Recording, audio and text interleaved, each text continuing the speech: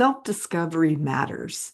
Whether your motivation is spiritual growth, making better decisions, or showing up authentically so your contributions can happen. For me personally, the more I understand myself, the more I know God or the closer I feel to Him.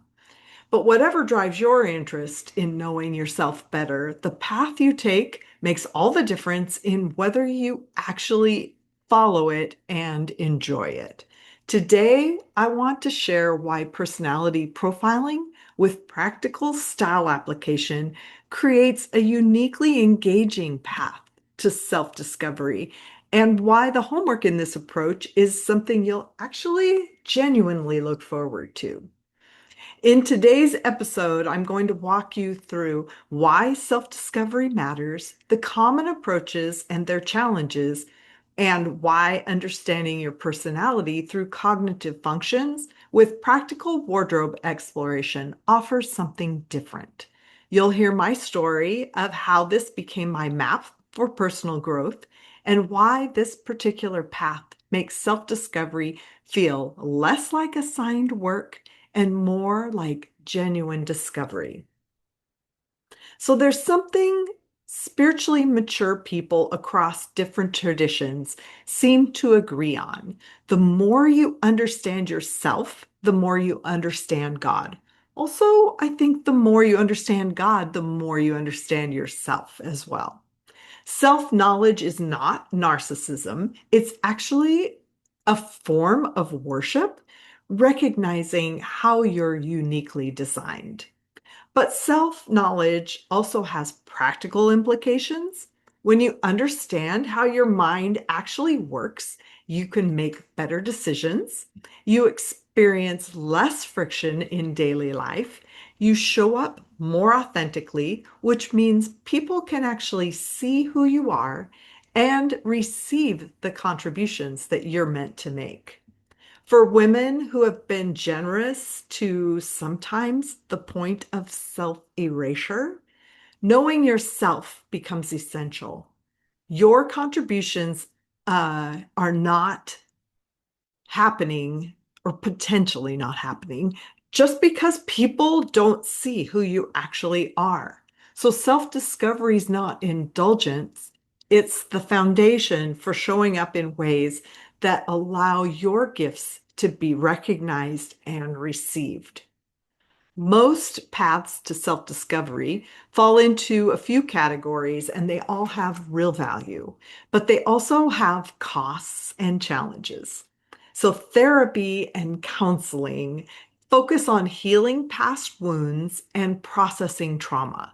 This is essential work for probably most people, but it typically costs $100 to $300 per session, and it requires significant emotional labor. It's difficult work by design. Um, you may, if you enter into a very significant season of therapy and healing work, not be able to do much else. Meditation and mindfulness, those programs also, they develop present moment awareness. So they might be free or they might cost up to several $100s for courses, but they require daily discipline and the ability to sit still regularly. And then journaling is one of the most affordable options at the cost of a notebook. But it also, well, and pens, I just had to buy pens. But it also has its own challenges. If you are an extrovert, you might struggle with just setting aside the time for solo reflection, since you typically process externally through conversation. And then if you're an introvert, you might enjoy journaling, but risk getting stuck in your own thought patterns without getting outside perspective to challenge your assumptions or reveal blind spots. But all of these approaches are valuable, and they share something in common. They either require significant financial investment, substantial discipline, or the risk of getting stuck without external input. So I lead with an extroverted judging function. That means that I'm very aware of how things should be organized in the outer world. My fixation, like all others who have a type that starts with E and ends with J, is management. But my inferior function is an introverted judging function, which means that I'm just not naturally aware of how things should be organized in my inner world. Um, Meaning I'm not always super aware of my own preferences, values, opinions, beliefs, those kinds of things. So, my personal growth journey has been about discovering what my own preferences actually are. But before I became aware of all this, I had already gradually woken up to the reality that my life had become intolerable because I didn't have contexts where I was received as myself. To combat this, first, back in 2005, I started blogging.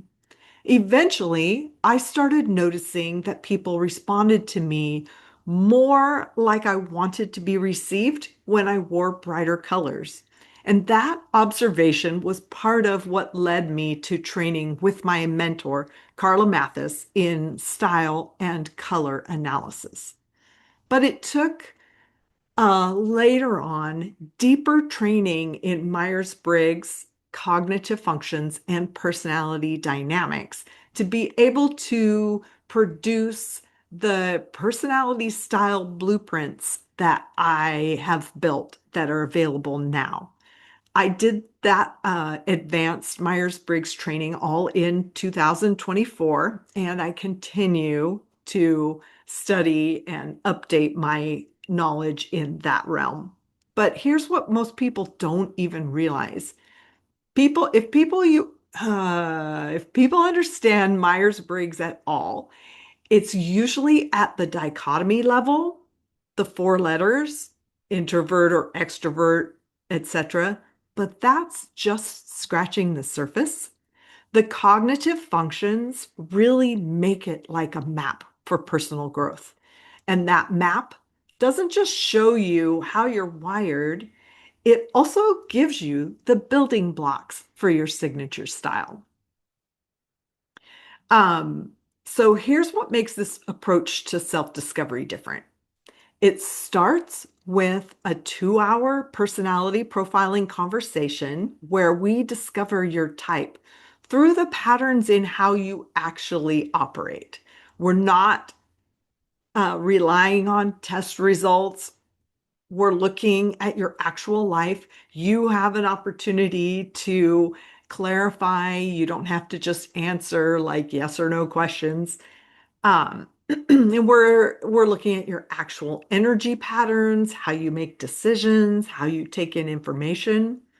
Then you receive your personality style blueprint, which explains your cognitive function stack and how each function relates to your style preferences. For example, if you have extroverted sensing in your stack, you'll understand why you value visual precision, why you're naturally attuned to beauty, why you prefer more relaxed silhouettes over very structured looks.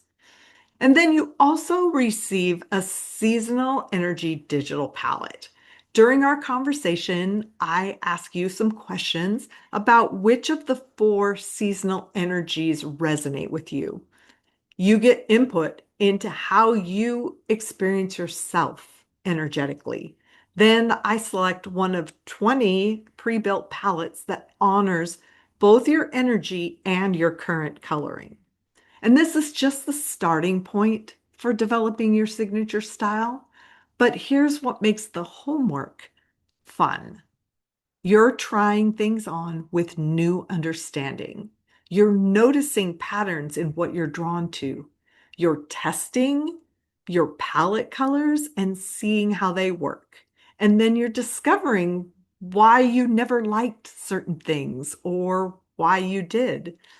It's collaborative discovery, not an assignment handed to you.